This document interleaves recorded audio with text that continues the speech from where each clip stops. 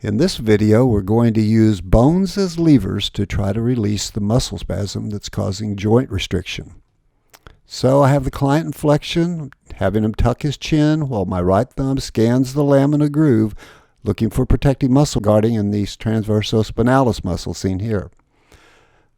I keep scanning the groove until my thumb palpates an area where the transverse process is pushing back against me. That tells me that that joint isn't opening on that side.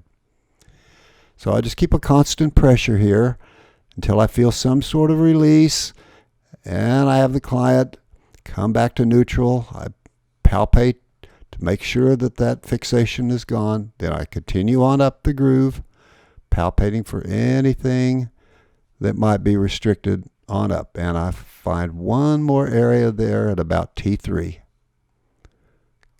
Constant pressure, waiting for a release.